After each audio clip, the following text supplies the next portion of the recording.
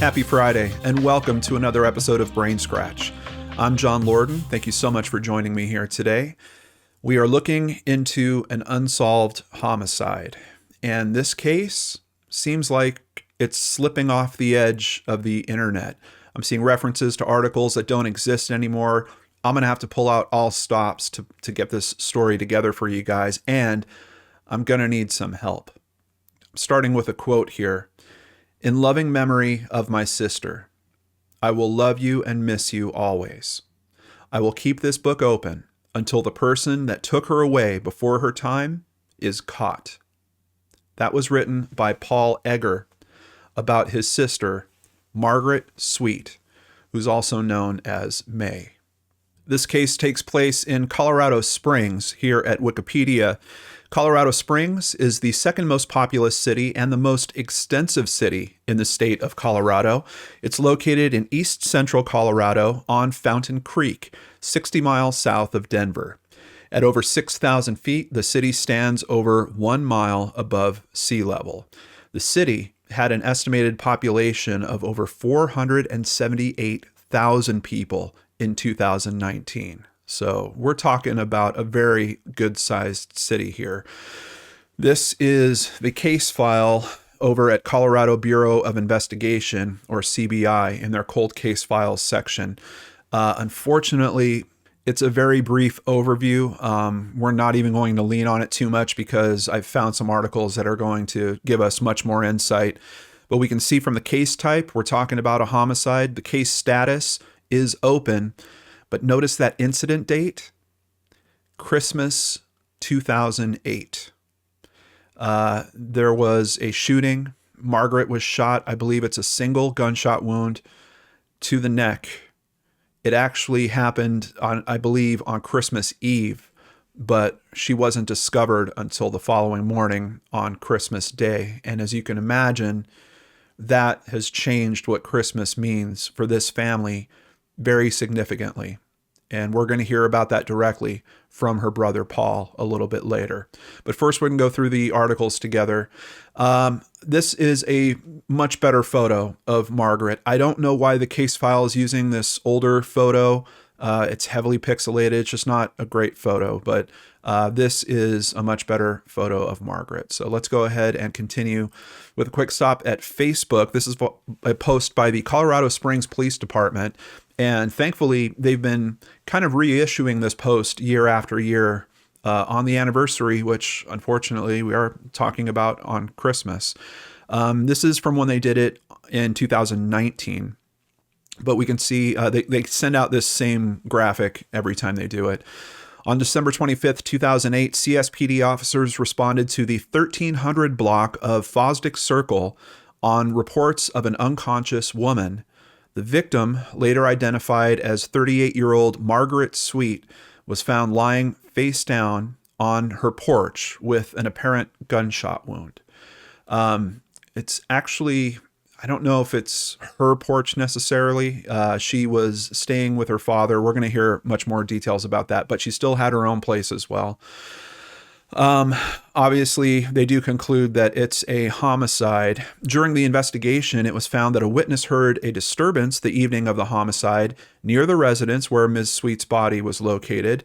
The witness reported hearing a male voice yelling at someone, followed by a gunshot.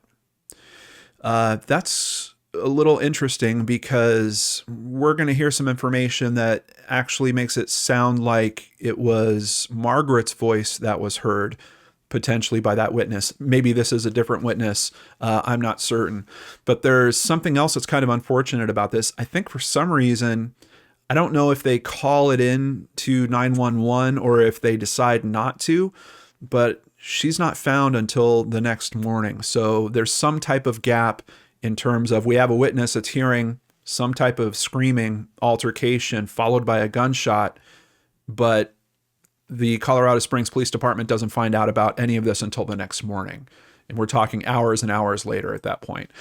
Just to do a quick map view, this is Fosdick Drive, and Fosdick Circle is over on this side. That's the end that has a cul-de-sac. So We're talking about, obviously, a home in this area with a bunch of other homes that are facing each other. I imagine because of the shape of this, something like a gunshot probably going to be heard pretty strongly through this area. And we're talking about Christmas Eve. We've got families getting together, but we've also got people traveling. That can kind of work for or against this case. But this is the area where it did happen. So I told you, initially I wasn't able to find very much on this that's still active online. I did a search on newspapers.com, only came up with one publication there that does mention this case. This is from the Fort Collins Coloradoan on the 27th of December, 2008. Woman's death ruled a homicide. Colorado Springs police say the death of a woman whose body was found outside her father's house has been ruled a homicide. Police said Friday that El Paso County coroner's officials ruled that 38-year-old Margaret Sweet of Fountain died of a gunshot wound. Police say her father found her body around 5:50 a.m. Thursday outside of his home. So Christmas Eve is on Wednesday that year. Her father wasn't home that night. He was actually taking care of his wife, who was being cared for because of a procedure that she had gone through. Came home that morning to find his daughter dead at the front of his house. It's such a terrible thing, and obviously he's got to live with that memory, which just absolutely breaks my heart. There was no word on possible suspects. Of course, keep in mind we're only talking 2 days later when this article comes out. Police spokesman Lieutenant David Whitlock said Sweet filed a restraining order in May against an ex-boyfriend, but the man has been ruled out as a suspect. We're going to get into more details on that as well. But first, I want to learn a little bit more about Margaret Alice May Egger Sweet. She was born April 22nd, 1970, to parents James L. Egger and Susan M. Von Almenegger in Glasgow, Montana, and graduated from Mitchell High School in 1988. May loved music, especially going to live shows, working with animals, going to Air Force Academy football games, and was always quick to help a friend in need. She was most at peace when whitewater rafting in the mountains or on the beach in Destin, Florida. She's survived by her parents, James and stepmother Penny, mother Susan of Cartersville, Georgia, and brother Paul Egger of Houston, Texas.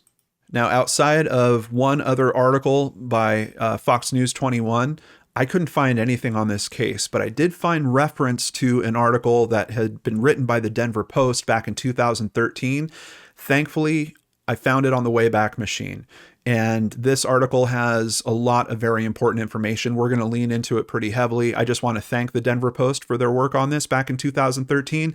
I don't know why this article isn't active anymore, but thanks to the Wayback Machine for allowing us to catch things like this. And a big thank you to Kirk Mitchell for his work on this. Margaret May Sweet had a secret life and an alias. If you look back on the post from the cold case files that we started this with, they actually note it here too. Aliases, Shelby Jameson. We're going to learn more about that as we go through this. The Colorado Springs woman, who was 38, occasionally went by the alias Shelby Jameson when she was meeting people online. Quote, "There's a lot about her life that I didn't know about," said Jim Egger, her father. Now, unfortunately, we don't get much of a better understanding about whatever this secret life is. So this is one of the things that I'm going to want to ask Paul, her brother, about when we talk to him later in this episode. Whether the alias and her secret life had anything to do with her murder on Christmas Eve 2008 is part of the cold case murder investigation. Egger, they're talking about her father, Jim, drove home after spending the night at the hospital with his wife. He and his daughter had been taking turns staying with his wife, Penny Egger, who was Sweet's stepmother. Penny was recuperating at a hospital following surgery. He spotted something odd. His daughter, who had been staying with him and his wife, was crumpled on the side of the porch with one leg in a basement window well. If you're not familiar, because I know in California, I never saw window wells. Some structures will have, it's like a lower level. sometimes it's not a full basement, like it's all the way underground. It's like halfway underground. So you'll still have windows down there. And occasionally there'll be this cutout right outside of those windows. That's the window well. It's this area for more light to kind of come down and bounce in through the window. Sometimes people will plant, little plants and things like that in those as well. Egger, who is a retired U.S. Air Force, ran to her body. Her skin was cold. Police had Egger sit in a patrol car for 2 hours. The officers later did test his hands to see if gunpowder residue was present.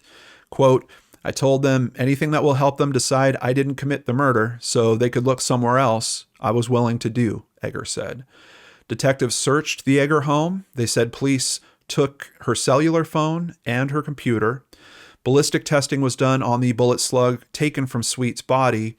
It had been fired from the same gun used to injure a man in a drug deal gone bad in 2007. That is so interesting to me. Kind of rare that we hear about it happen in a case like this, and especially this aspect. The victim in that case survived the shooting, but no suspect had been arrested in that case, Egger said. So it's weird because kind of on the basics of what we're understanding there, the same gun being used is one thing. I mean, we might be making a little bit of an assumption in terms of this could have been the same person that shot at this person and also shot her. I know, the gun can change hands, obviously, but we're talking 2007 and 2008 instances that are pretty close together. And we have a victim that actually survived that shooting. Was he able to give some type of physical description of who shot at him or any more identifiable information to help with this investigation? Here we are in 2021. It's not solved yet. So I'm just, my brain kind of gets stuck when I see something like that. And of course, there's other possibilities. We're going to talk to Paul a bit about that as well. An autopsy and toxicology report revealed that Sweet had not been using illegal drugs and she had never been involved in the drug trade before. So I think that's a pretty good mindset in terms of the investigation. We track that bullet to another shooting. It has to do with a drug deal gone bad. Obviously, we should answer the question, was she part of a social circle like that? Was she using drugs herself? Toxicology comes back, nothing. Police knocked on the front door of Sweet's former boyfriend, Jerry Dale Batts, 56 years old, who was 13 years older than Sweet. Sweet had obtained a restraining order against him on May 13th of the same year. She had told a judge that Batts, a car repairman, had followed her from Nashville, Tennessee, where they had met a few years earlier. Batts acknowledged that he and Egger had a stormy relationship, but he denies that he ever stalked Sweet, as she claimed, and that he hadn't physically assaulted her. As part for preparing for today's episode, I also talked to a very close friend, and that friend thinks very strongly that there was abuse. Her name is Tammy. She told me that she saw the bruises. She heard the stories directly from May about all this. So I'm just pointing that out because there's information that kind of counters both sides of this. But we also learn about the restraining order, and there's a very strange condition about that restraining order. He said that Sweet got the restraining order after one night when she came to his apartment drunk. She started slugging him with her fists, and he only grabbed her wrists to prevent her from striking him. May was a good person with a good heart, but in a bad place, Batts said. I think mentally she was not in a good place. She wasn't herself. After a judge signed a permanent restraining order against Batts, Sweet arranged to go to Batts' house to pick up her belongings. And I just want to pause there for a moment. It's clear that it's against Batts. Now, I know his version of the story is she came over drunk, she was swinging at me, I had to hold her wrists. It seems to me the judge saw things quite a bit differently for the restraining order to be in his direction. So she arranges to go to his house to pick up her belongings. Here's a quote from him again. She had some characters with her that day. It was not a nice situation. She had a really young boyfriend with her. We're going to talk more about him a little bit with Paul. On Christmas Eve, the night Sweet was murdered, Batts said he had a date with another woman. When police came to his house the next day, they asked him to take a lie detector test, which he took and passed.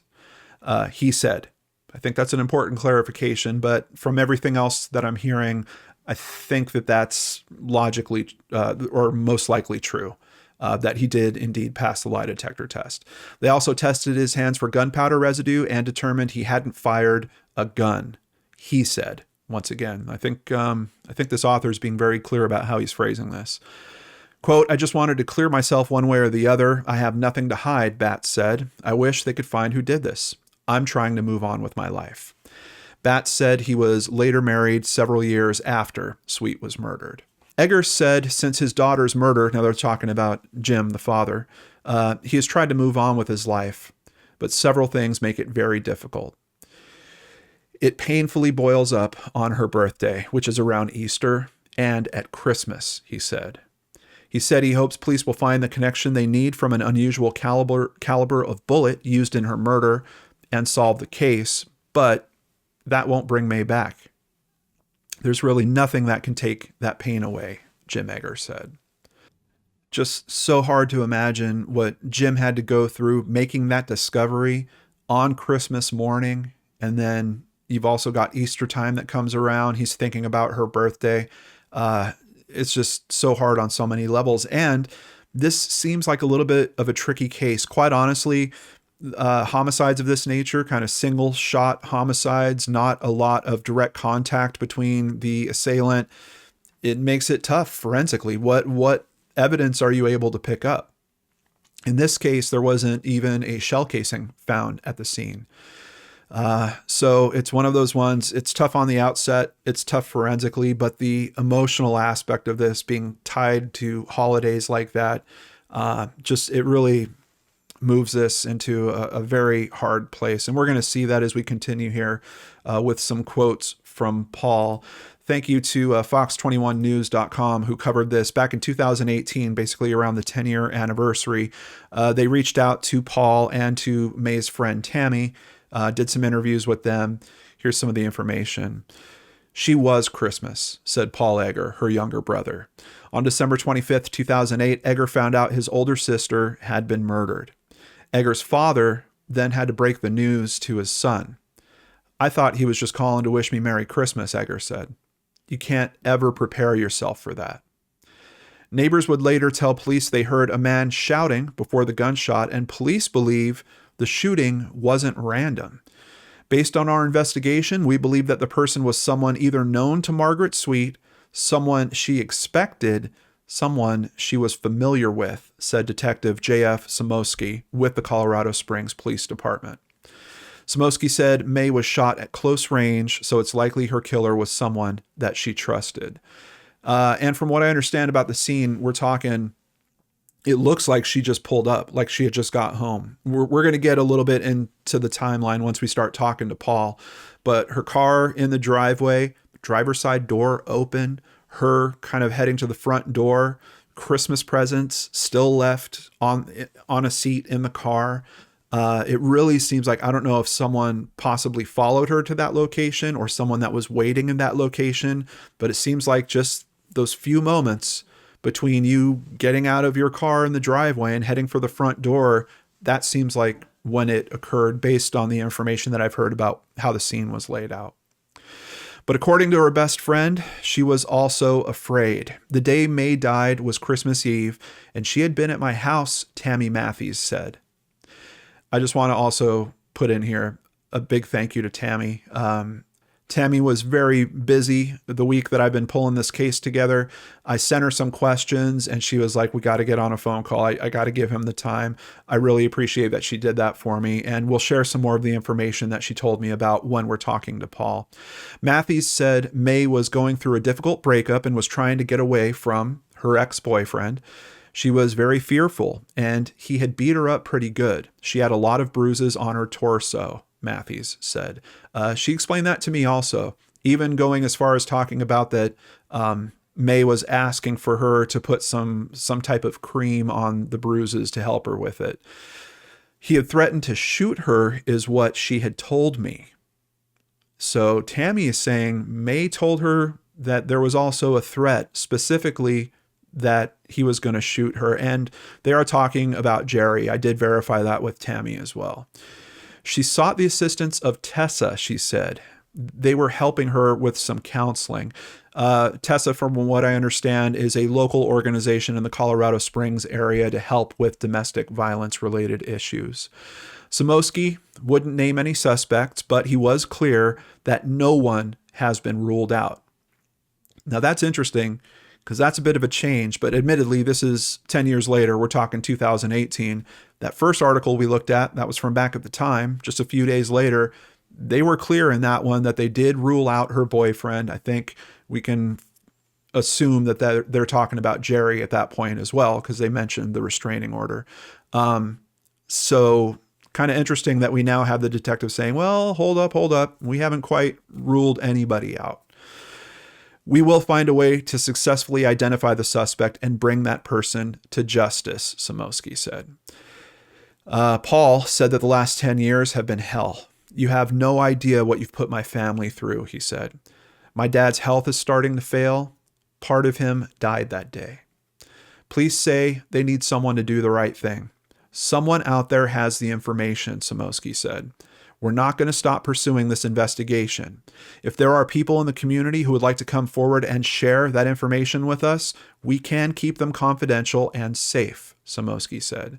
And I think it's worth telling you guys, we've got all the contact information you need in the description box below.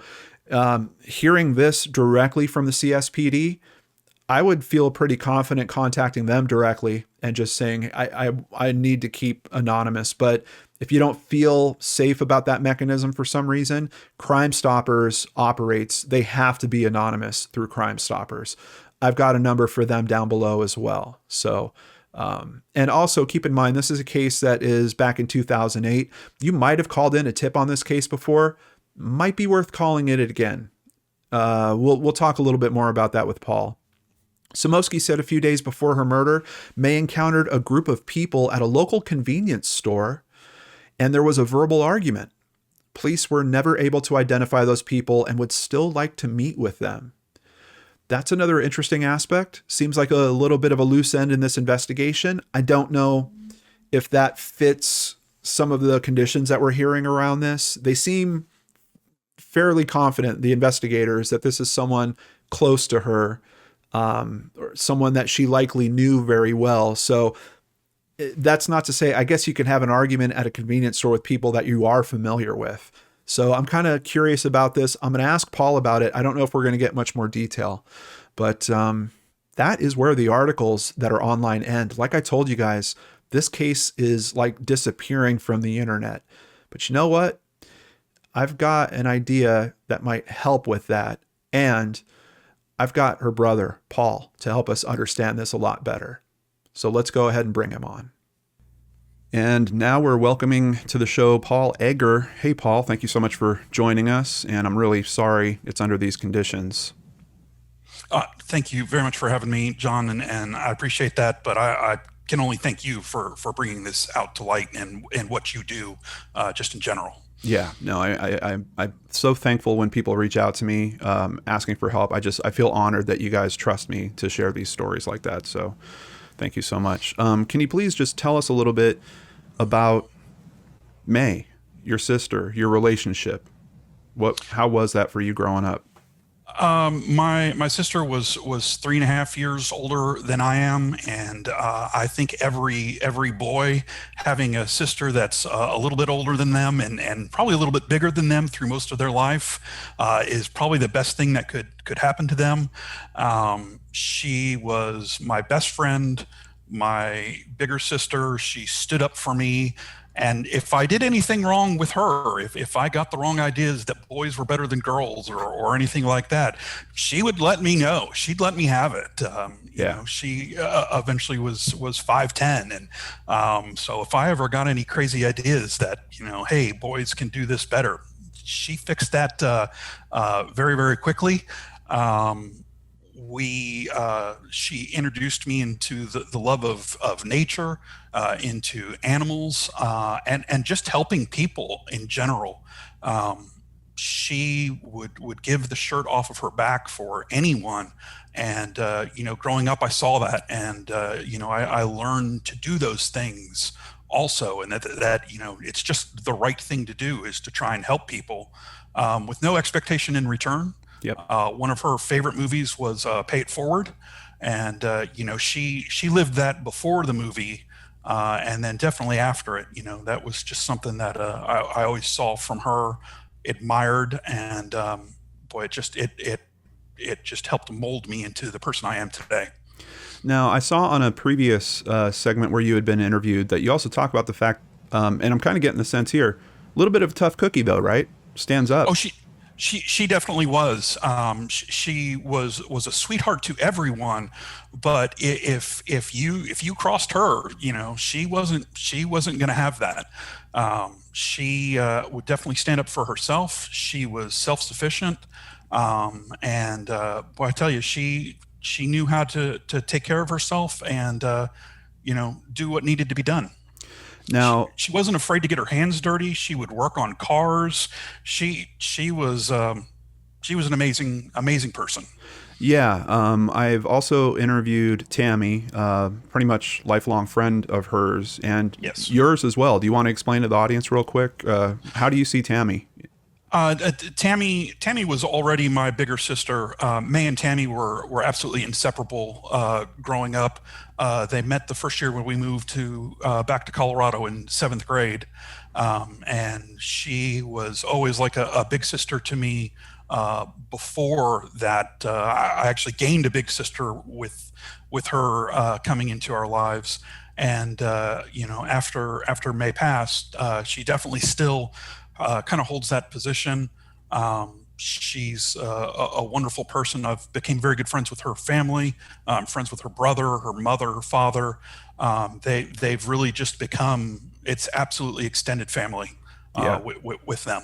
Right. And as a matter of fact, Tammy spent time with May on the night of the tragedy, which we're going to talk about a little bit in the interview here. But it was through Tammy that I learned that, to your point about May working on cars, she actually worked at a dealership for a while.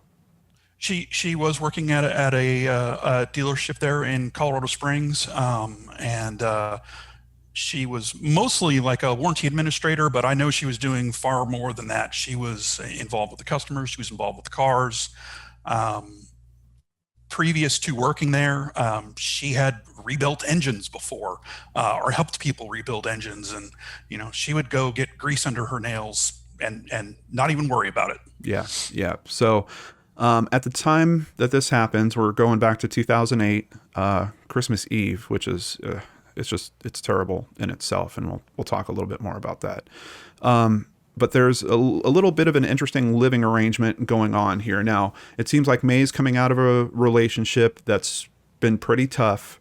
Yes. We've reviewed some information. We've talked about Jerry a little bit. We know that there's a restraining order that's in effect around that. It seems like May started using. Tammy tells me that the name Shelby Jameson is actually even used on her rental agreement because she's basically trying to make it so that this guy can't track her down where she is.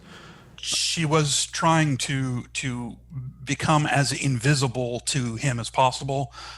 She did choose that name, not I think to get away from the Egger name, but just to try and not have searchable records. Right. There's amazing what's out there on the internet if you really look, and to be able to remove that name and use a different name to try and make sure that Jerry could not track her down. But at the time of this happening, even though she does have this apartment at a different place, she's actually staying with your father because your stepmother is going through, it's described as a procedure in one of the articles that we've covered. My stepmother has had breathing issues for quite some time, and she had been in the hospital for an extended period of time. The hospital was quite far away from where May was living at the time, and so she was basically staying at my father's house, and they would kind of take shifts at the hospital. He would go and spend several hours with her, and then kind of switch. He would go home, get some rest, and then she would go and spend time with her. And it was a lot easier for her to stay there than to drive probably another 45 minutes to where she was staying. Right. And on this night in particular, your father was staying with his wife in the hospital when. He did stay the night with her there quite a little bit. Man can sleep anywhere. Give him a chair, and he was able to sleep. So Yeah. with it being Christmas Eve, he didn't want her to spend Christmas Eve alone in the hospital. So he went and just stayed there. Are you living in Texas at this time, or are you close I, to them, or? I do live in Houston, Texas now. My father has actually moved to San Antonio, Texas, but at the time I was in Houston, and all of this took place in Colorado Springs. Got it. When's the last time that you had actually spoken to May? Um, wow. It We actually hadn't talked for a little bit. It had probably been several months. It'd probably been 2 or 3 months. Um, uh, Obviously, regret that now, Yeah. but it had been a little bit. I did not know at the time how bad things had gotten to that extent with Jerry. She didn't want to worry me about it, and she knows that I would have been on the first plane, up there if I could have to try and help. Yeah. Was that regular for your relationship at that point? Just kind of talk to each other, maybe holidays, a couple times during the year. We at least a couple times during the year. It kind of depended on where we lived at the time. Obviously, she was in Colorado, I was in Texas, so we didn't get to spend as much time as I would have liked. The last time I did actually get to spend time with her was a family cruise that we had taken in August, where the entire family got together. I want to say there was 43 of us and had taken a cruise. That was actually the last time that I had seen her. Gotcha. Gotcha. So Tammy told me that about that particular day, May had gone to church that morning with your father. They attended a service together. Then she headed over to Tammy's house to eat and celebrate Christmas with Tammy and her family before heading home for the evening. Now, in terms of, we know there's a shooting. She also told me that May's car door was left open and presents that she had in the car were still sitting there on the seat. Of course, when we're looking at an occurrence like this, we're wondering, what the motive is. Was anything taken from the scene? There was not anything taken, and I'll tell you that I know for a fact that there was cash in her purse that would have been very easily taken. I believe my father's truck was actually there. She had a key to that would have been in her purse. There's countless opportunities for, if this was just a random theft, Right. that they could have gotten a very easy cash, like that wouldn't have been anything that they even had to go pawn. There was cash, there was a car, giant TV in the house that they could have opened the door. So it definitely was not robbery motivated, in my opinion. Yeah. Yeah. No, obviously it seems like it's not if there's all that stuff that's being left behind. And it's, in a way, it's almost unfortunate because if there was interaction like that, people going through things, then a better forensic trail is possible. But right Exactly. now, all we're talking about is a bullet. Are we able to talk about, do you know what caliber or what type of bullet? Is that public information? I believe it is public information, and I'm happy to discuss it. And I would like to verify this, though. It was a stranger caliber. It wasn't a 9 millimeter bullet. I believe it was a 19 millimeter bullet, which is a very peculiar brand. Like you're not going to just run down to Walmart and pick that up. And it was fired from a pistol, so that there was no shell casing ejected after the shot. So that even Okay. removes even more of a forensic trail, that there was no shell casing ejected after the shot was fired. Right. Now, we did bump into an interesting note in one of the articles, and I know you're not familiar with one of the articles that I found, but it had mentioned that bullet was actually traced to another crime, like a drug deal gone wrong. But the guy survived, right? Yes. That's again. I don't have as much information on that, but yes, I believe that person did survive as well. I've never really gotten a very good answer on why that wasn't chased down more. It seems like that's a pretty Yeah. hot lead to me. Yeah, I mean, you've got the guy that survived it. At a minimum, you would think you would have maybe a description of the person that shot him, and especially if it's a drug deal gone wrong situation, that kind of infers that there's possibly a relationship. Either he was buying or selling, maybe to someone else. So yeah, why aren't they able to, or maybe they have tracked that information down and they aren't able to make the rest of the case yet around it. But the detectives, are you still in contact with them? Do you speak to them fairly often? Not as often as I would like. They've actually just had another change there, and there's a new detective that's just taken over the case. I spoke to her very, very briefly just a couple weeks ago, and there is not anything new that they've been able to do. It's not technically a cold case, but unless somebody comes in and dump something on their lap, I don't think they're exactly spending a lot of time on this case. Is this now the fourth detective It's or the third? it's at least the third, and I guess maybe you could call it the fourth, but it is the third detective that's been assigned to the case. How are you feeling about this? I mean, admittedly, this is not a case that happened a year ago. I mean, we've got quite a bit of time that's passing, and detectives come and go, and reassignments happen. But how are your feelings about the investigation at this point from that side?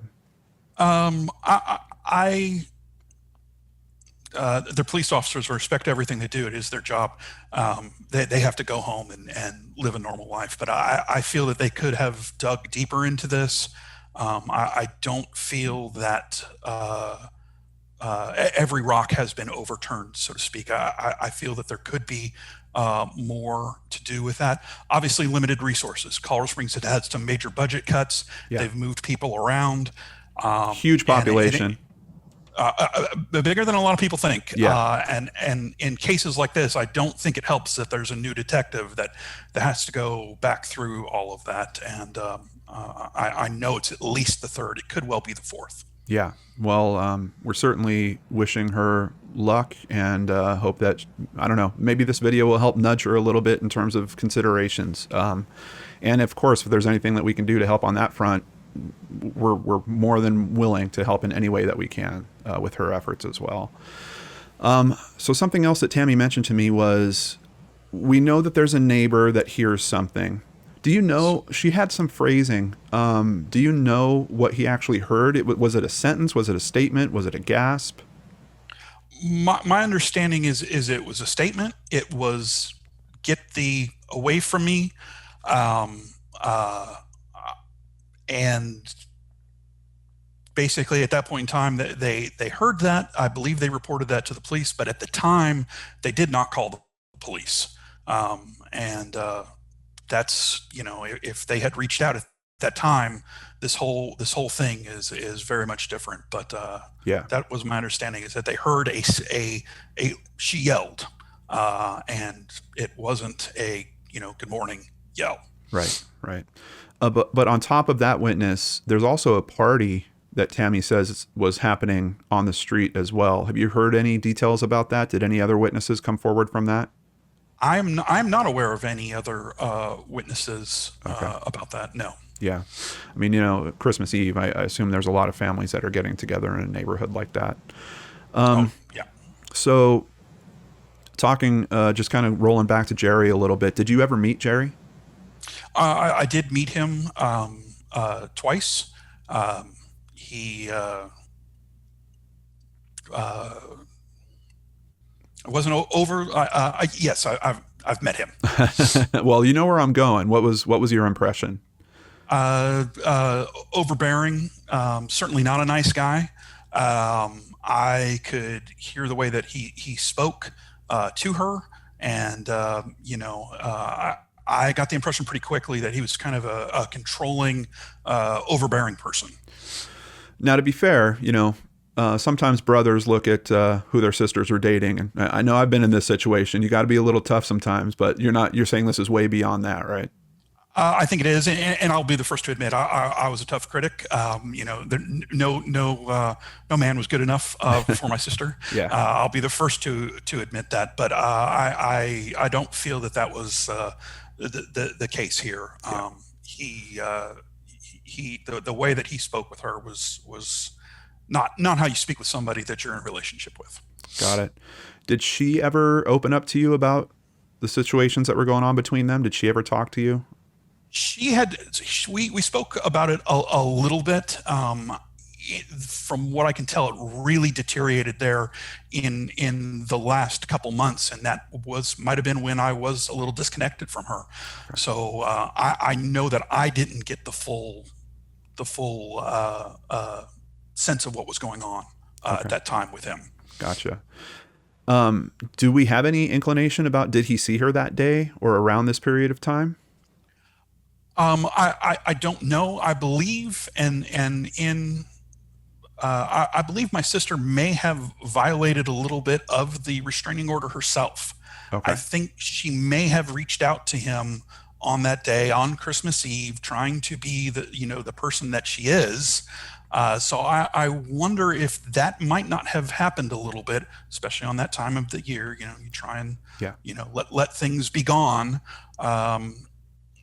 But I don't know for a fact that they had any interactions that Okay. day. Yeah. And information in one of the articles kind of points to that from Jerry's perspective as well. He's kind of saying, well, there was some texting that was going on. It sounded like maybe we were going to try things again, but I told her, we would need to get rid of this order for us to be able to do that.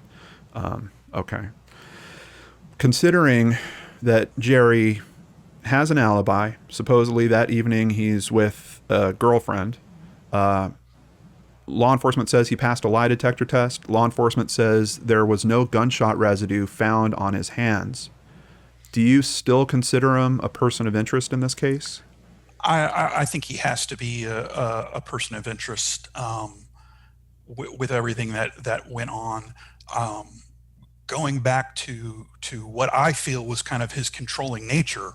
If there was a new girlfriend, I can see him trying to manipulate that to his advantage and creating an alibi. I would love to see a little bit more of an alibi to the gunshot residue.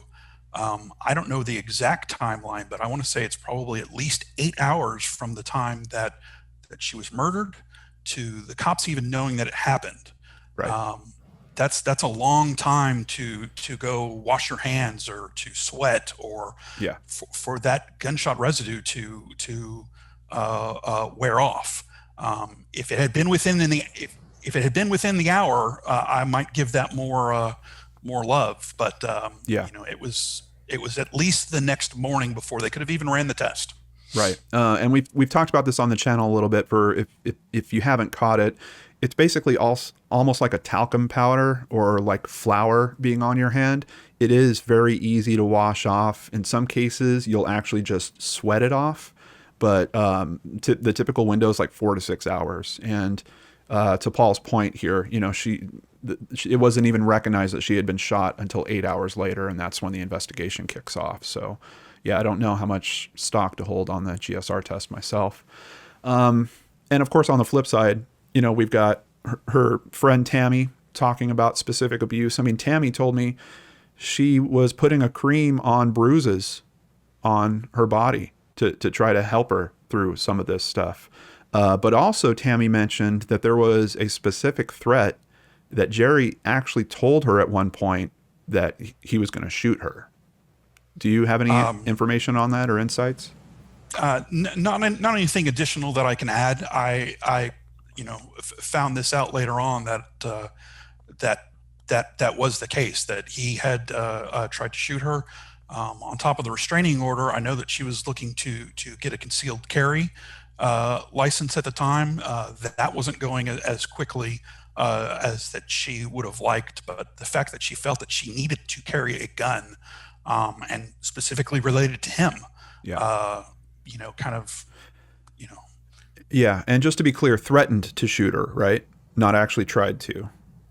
That's my understanding. Just threatened. Yes. Okay, okay. Just want to be clear about that. And the investigators, kind of publicly, that were working on this case very early on. One of the earliest articles I could find on this case, just a few days after the occurrence, he's cleared. He's got a solid alibi. So I don't think they're going to tell us if he's still a person of interest on their board or not. And of course, we've got a new investigator taking all this on at this point. So who knows? And that's one thing that the investigators have always said is that they've never cleared anyone. They won't specifically say his name, and I can appreciate why they won't say it to me. Yeah. If they said anything to me, I might want to go have a talk with the man. Right. And I am a very firm believer in the justice system. He is innocent until proven guilty. Yeah. But I think maybe looking into that a little bit more might shed some more light on that. Outside of Jerry, are there any other persons of interest that you've had considerations about? I don't know if it's neighbors or other flings. Not that I'm aware of. Okay. It's such a random thing, and it's so circumstance that it almost had to have been somebody she knew. But I don't know of any other people out there. I think the phrasing in terms of what the witness heard also is kind of leaning that way. I mean, she's telling someone, get away from me, essentially. I mean, I guess that could be a stranger as well. But the comments we're seeing from law enforcement, at least through the few articles we can find, are also saying that they heavily suspect that it's someone that she knew. And we don't have a robbery motive that's going on here, so it's probably not someone that just, I'm just wondering about situations where there was some feud that was going on with a neighbor or something like that, but she didn't necessarily live at this location. She was kind of using it and staying there while she was going to visit. The area that this happened at, it was a cul-de-sac. The people that had lived in that cul-de-sac had been there for years, and there was no animosity in between the neighbors that lived in that area. They all knew each other quite well. I don't know that they didn't necessarily spend every Christmas Eve together. But it was definitely friendly neighbor. They waved when anybody came and went. I don't believe it was anybody that was from that immediate area. Yeah. The other one that sticks in my head, and I don't even know if I should say this, is could it have been a road rage incident where she had cut somebody off and they followed her back there? That right. might plug in some of the other holes. If they didn't take anything, they did that. What happened, and then wanted to get away from there. But there's just too many other things that make me feel that it was somebody that she did know. Yeah. Now, I know that you had come up with another name. It's a name that I haven't seen in any of the articles. You had a person for me to contact and reach out to. I did speak to them. I do have more information about that. I don't think we should go into it publicly, but as soon as we're done recording here today, I'm going to let you know how that conversation went and the details about that. And hopefully, if there's anything helpful in that, you can kind of run that back to the new investigator as well. I would appreciate that greatly. You got it. So was May known to have was there any dangerous social circles or anyone that wouldn't like her for some reason? I know she'd been through a few marriages also. She had been married twice before. I know both of her ex-husbands very, very well. Good men, solid men. It was one of those things where it just didn't work out. On that note, one of them lived in Georgia at the time, which she actually lived there before, and the other one was in upstate, somewhere around in the New York area. And they weren't coming back to Colorado just to do that to her. Yeah. They did get divorced, but it was amicable. There wasn't any hard feelings with either one of them. And I've spoken to both of them since this, and I would absolutely rule either one of them out. Okay. And no one else that you're aware of in terms of known enemies or? Everybody loved her. Yeah. Everybody loved her, and she never met a stranger. I don't believe it was anybody else. Okay. I did see that there was some comment made by one of the investigators about an argument at a liquor store. Do you have more details on that? I do not have any details on that at all. No. Okay. Okay. Yeah, I think it's just interesting that the investigator would mention that and that they were essentially looking for people that might have more information on that. But do we know what liquor store? Is it a liquor store that's close to that area? I've got to say that this is complete new to me. I actually Okay. was not aware of that detail actually. Gotcha. Gotcha. Okay. Yeah, might be another something to run by the new investigator. So in 2018, you had mentioned your father, his health seemed to not be doing too well. Is he? Do we still have him? He's still with us. In my opinion, his health has deteriorated just markedly so from that day on. It's been a steady decline. He was always active in the community. He was active in the church. He would get out. He would do things. He'd take care of the lawn. From that day, those things stopped. Basically stopped going to church. He stopped taking care of the house, and his health has definitely declined since then. And come Christmas time, it obviously weighs extremely heavy on him. Yeah. I can't even imagine what he goes through. I know what I go through, what he goes through. You know, the biggest day of the year, you can't avoid Christmas music. You can't avoid anything. And that's the reminder of the day that he found his daughter. Yeah. Yeah, that's terrible. That's terrible. I was also going to ask about that. I don't know if you have children or what your family life is like, but have you found some way to try to pull those holidays back to the spirit they're supposed to be in with having such a tragedy? I never got married, and I do not have kids, and no, I would say that I handle Christmas very, very poorly. I try and hide under a blanket basically from Thanksgiving on. Few relationships have gone on through there, and I've tried to be there and do the things for family with family. But Yeah. I dread Christmas every single year. I absolutely dread it. I would think someone as tough as your big sister was would probably try to get you to fight everything you can to pull that back for yourself. Oh, she would be pissed. Yeah. She would be pissed at me that if she saw how upset I am during that time and that I've still carried that weight for this long, she'd kick my butt. Yeah. I have no doubt of that. But it's easy to say that, but then it's Christmas Eve, and Yeah. I can't. Do you see a time maybe after justice is found in this case? I believe justice would help that quite a little bit Yeah. if that could be put to bed, if it's not that thought of that there's still somebody out there, that did this and has not been brought to justice. I think it would help. I tell myself it would help, but I just don't know. But Yeah. boy, I sure would like to try. Yeah. I would sure like to have that chance to know what it feels like to have that case solved, and I think it would. I think I could enjoy Christmas again. Yeah. I have not put up a tree since then, and I know my father has not put up a Christmas tree since that Christmas. Do you ever talk to him about the case anymore, or are you pretty much just trying to have a nice visit with him when you do spend time? We don't talk about it very much at all. I would like to, Yeah. but again, it's really tough to try and focus on today. Today's a beautiful day, and I try and focus on that. Try and focus on the family that I still have. But no, we do not speak about it very much. When we do, it ends in tears for both of us. Yeah. And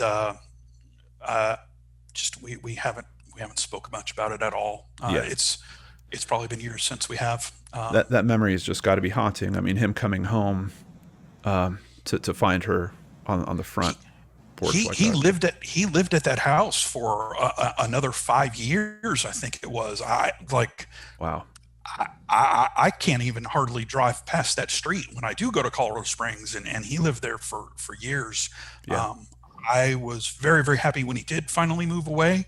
I've always been afraid that, did the person that did this, were they ever going to try and revisit the scene of the crime type thing? And, Yeah. would he ever be in danger? So when he finally moved, but I tell you, it was a huge relief off me that he's away from there, and that, that there's nobody's gonna they can revisit the crime scene, but they're not going to find him. Right. Right. So in one of the articles I found, it made this statement that she might have had a secret life. And it really didn't go into the statement much more than that. It kind of just mentioned that the Shelby Jameson name was used in terms of online conversations she was having where she was meeting people. Do you have any idea what it was alluding to? Did you find any traces of her having any type of Uh, secret life? I do know that she was using that name, and the advent of online dating had kind of really gained traction at that point in time, and she was not using her real name in online dating. Okay. Which, you look at it nowadays, which is a very bright thing to do, to be able to have kind of that extra layer of anonymity, Yeah. especially with everything that was going on. So I think the detectives have played a little too much into that, but she was using that name, and it was smart. One, Yeah. she wanted to stay away from Jerry, and two, when you meet somebody online, who are you getting? Are you getting another crazy person? Right. And you kind of have that extra layer of anonymity. Um, I believe she had met some people that knew her as Shelby, but it's not that she was trying to lead a double life. It was just trying to add that extra layer to make sure that she could stay away uh, from Jerry. That does kind of open up the field a little bit in terms of other people she was potentially in contact with, other people that might have taken issue with her in some way or something. So it's you're right about 2008. Just thinking of where the internet was at that time in terms of online dating. Also, investigative tools, like were they very good about tracking down where she was commenting online, who she was talking to, were those people interviewed as well? I don't know if that would be as developed back in 2008 as it is now. I mean, now I, it's kind of I a do, regular thing. right, and I don't believe it was that developed back then.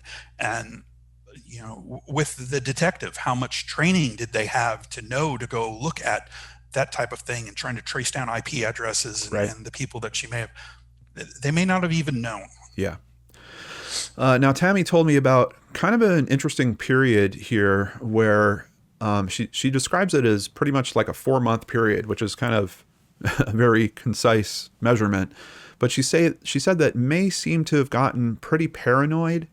She started getting a lot of new piercings in her face. As a matter of fact, one of the better pictures I could find of her, she's got several facial piercings. She had a bodyguard who was a 20-year-old that she had worked with who slept on her floor. And as a matter of fact, Jerry mentions this same man, I believe, in terms of when May came over to get some of her stuff out of Jerry's house. He described it as a young boyfriend that was with her. But then Tammy says that it all changed. And all of a sudden, May had plans to go to nursing school. She was inspired by the people that she saw caring for her stepmother. The piercings came out. She was on like just this positive track leading into, unfortunately, what happened. Were you aware of this period of, I don't know if it's a period of darkness or if she was struggling with something? Do you know anything about that? Uh, I don't know if I want to say darkness. She was experimenting a little bit. She wanted to try piercings. She did have several. She had through her nose and one through her tongue. Um, she went through that phase, but I never took it as anything more than, hey, this is what I'm doing. And it was a little bit different. I believe she got a few more tattoos during that time, but I never took it as anything as more of her just kind of doing her own thing and being a free spirit. Mm-hmm. I do know that she had kind of decided to leave that phase, and she was looking at going to nursing school. She had bounced around on a lot of different jobs, never finding what was truly right with her from the automotive world, and she had been spending a lot of time in the nursing home. Had met all of the wonderful nurses that had taken care of my mother, and she was really kind of making that turn. She was looking into trying to find some financial aid, and going to school and trying to become a nurse. I definitely thought it was a positive. I'm not sure I want to say turn, but maybe I'm just the brother defending what his sister was doing. But Sure, sure. there was definitely a turn, and I think some of it was getting away from the abusive relationship that she was in. She wanted to make that turn and kind of make the clean cut and go, hey, you know what? I'm going to go to school and make this different turn and turn it into a career. Yeah, yeah, and especially, I mean, the paranoia maybe isn't so hard to understand when you're talking about the type of situation that she went through with that rough breakup. Yeah, I think that makes a lot of sense. So, what do you think is the main stopping block with this case? What's stopping this thing from getting solved? Um, there's not a lot of forensic evidence, no matter how you slice it. Um, the in my opinion, the only way that this is going to proceed is if somebody comes out and says, "Hey, I did know about this conversation. I did hear about this shooting. I can provide more information." Until somebody that was involved with whoever the shooter is comes out and says something, I don't know how this case proceeds. The evidence, there's not a lot of evidence in this case. I've watched all the true crimes and everything that's on TV, which is just the TV shows are nonsense, but there's not that trail, Right. and it's really going to come down to somebody coming out and providing some bit of information that's missing, that hasn't come to light yet. We do sometimes hear of progress when new investigators come on board, especially if they do take a completely fresh approach on it. Sometimes they'll start redoing interviews, going back to people that have been interviewed before, rather than just reading the written report of what they had said or listening to the tapes. So who knows? Who knows? Hopefully, with this new investigator, we can kind of get some of that shooken up a little bit. The other thing I'm just stuck on is you've tied that bullet back to another incident. You have a surviving person in that incident, and let's get a description. Let's figure that out. I mean, that seems like such a strong lead to me. It might not be. It might be that they've knocked on that door and maybe the guy didn't have a good physical description. Maybe the guy didn't know him personally. Drug deal gone wrong. What if it was someone that was cruising down a boulevard where it was known to have dealers, and it was someone he had never interacted with before? So there's definitely different possibilities on that. But I'd be bugging if I was you, I'd be bugging that investigator about, hey, what happened with that lead? Because that just seems like there could be something with that. But That's kind of something I've struggled with a little bit, is how much time I spend obsessing over this. oh yeah, There have been some times in my life where I have just absolutely obsessed over this. I've tried to speak to some people. I've looked at setting up rewards and all the things that go along with that, and I can obsess over it, and yeah, it's hard. I go back and forth from trying to not obsess over that and not ruining what my life can be, and the things that I can enjoy.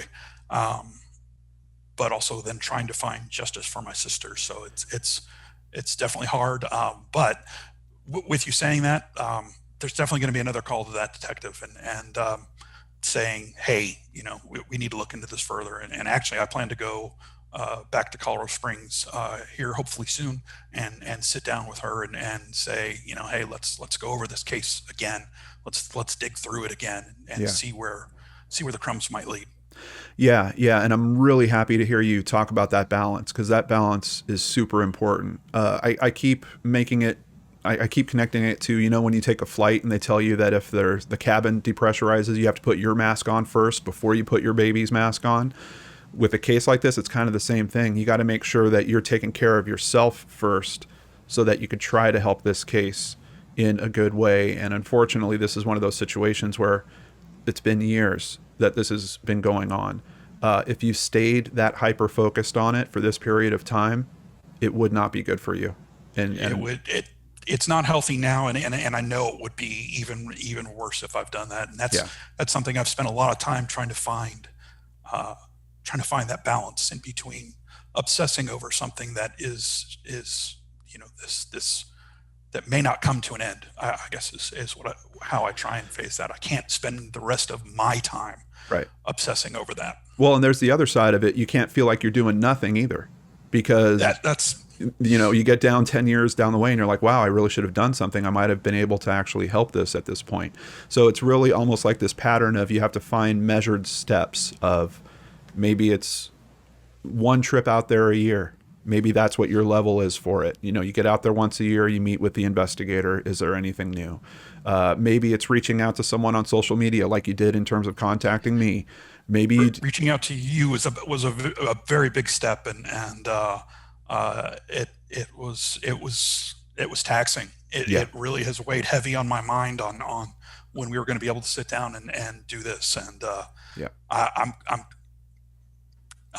I'm I should have done it sooner, but hey, it's done today. So it's the right time. It's the right time to do it.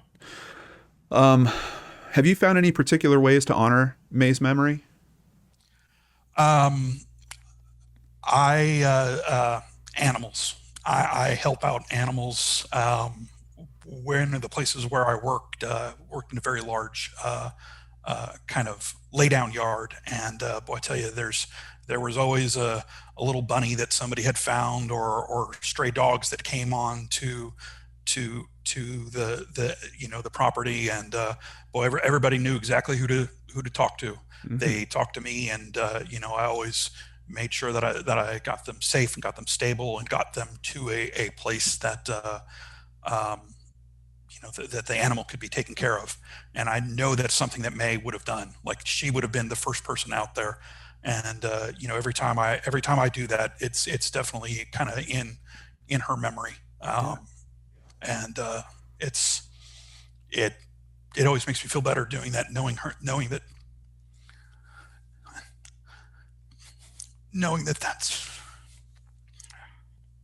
It's you connecting with her. it's me connecting with her, and me doing a little something that I know that would make her happy. Absolutely. Absolutely. She wanted this world to be a better place. And She did. She absolutely did. And she thought that individual people could make that change. Yeah. The world is so big, 7 billion people now, but one person can make that small change. And it was very important to her. And I'm going to continue to do that as much as I can. Yeah. Yeah. Thank you for sharing that with us. I really, really appreciate that. Is there any website or social media accounts for following this case currently? There's not. Okay. I have recently kind of reached out to Reddit on. They have an unsolved mystery page. Mm-hmm. I it was shortly after I contacted you. I've reached out to them and kind of reposted it again. Okay.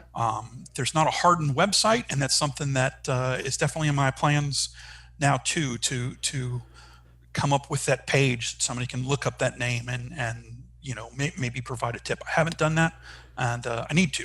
Well, Paul, when I started looking into this case, one of the reasons I knew right off the bat I was going to need your help was because the information is disappearing.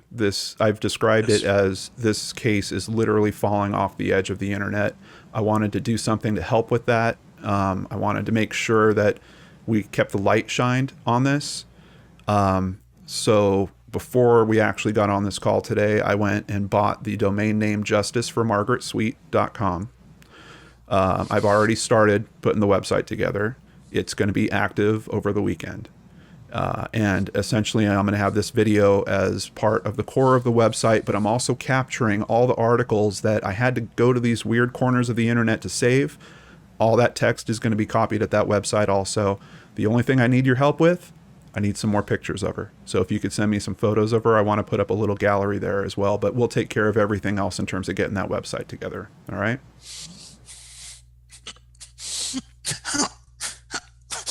Hey, we're here for you, brother. We're here for you. Okay. Thank you is not enough. I wish there was a stronger word than that. I definitely have some more pictures that I can provide, and I know that Tammy does as well. Yeah. Yep. We're going to put I that don't know. together. I don't know how to say anything stronger than thank you. You don't have to. And I bought the domain name for 5 years right off the bat. And if I'm still around here on Lord and Arts on YouTube in 5 years, we're going to renew it after that too. We're going to keep this thing going. On top of that, I have also made a donation to Tessa. Tessa was the organization that May was reaching out to looking for help. Tessa strives to provide services to all victims of domestic and sexual violence within our community, specifically for the Colorado Springs area. If you're in that area and you need safe shelter or critical information, you can contact Tessa's Safe Line 24/7. The number is 719-633-3819. You can also learn more about them at Tessa, that's TESSACS.org. One last thing, I asked Tammy if she had any message for you, and she just wanted to say, stay strong, Paul, and she loves you. Tammy's the best, and listen, I really appreciate you bringing up Tessa. They are a great organization. I know they helped my sister, and I don't know if Tammy said this, but her girls, through one of their organizations, they do yearly collections to donate to Tessa, and they've done that in her name, and Tessa's a really great organization, and what they do is just invaluable for helping people that are in that situation, and there's just not enough help for that. There's just not enough funding to be able to help all the people, and Tessa really does what they can, and I'm very appreciative of what they did for May, and what they do for other people that are that need that help. Yeah, absolutely. It's very, very important. So big thank you to Tessa on that. Anything you want to say before we end here? Just that I know that there's somebody out there, and that knows something, and boy, I tell you, you can't imagine what this would do for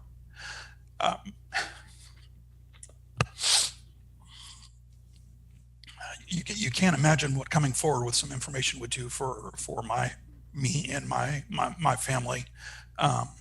It weighs heavy on us every single day. There's not a day that I don't think about it and wish that that some closure could be brought to this. Yeah, absolutely. And we need your help in terms of that. Please share this video with any friends or family that you have in the Colorado Springs area. Let's keep the exposure raised. Let's keep people talking about May. And if you're the person out there that has the information, please call it in. As a matter of fact, you might have called it in before. Keep in mind, we're now on investigator at least 3 or 4. So maybe it's time to call it in again. So, all right, Paul, thank you so much for your time. Really appreciate you, man. And man, one of the things I hate about this work, doing it virtually, is I can't give you a big hug right now because I think you need one. I'm there for it. But thank you so much for your time. Thank you, John. I appreciate what you do, and I know all the other families that you have helped for. You can't imagine what this does for the family, having that voice bring it back out. You really, like, there's not enough words. Appreciate it. Thank you. I appreciate it. Thank you. A big thank you to my Patreon and PayPal supporters for both the donation that we made today and for helping me make a website for May. Thank you guys so much. I really appreciate your help in terms of doing that.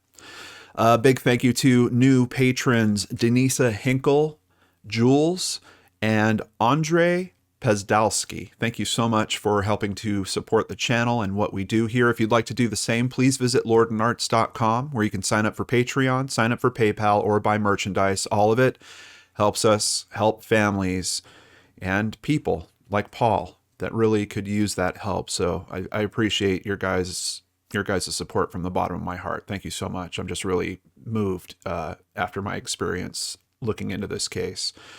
Once again, thank you to Paul. Big thank you to Tammy as well, and someone else that I spoke to. You know who you are. Appreciate all these people trying to come together to find justice in this case. Now it's your turn. I need your help. Please share this video in the Colorado Springs area.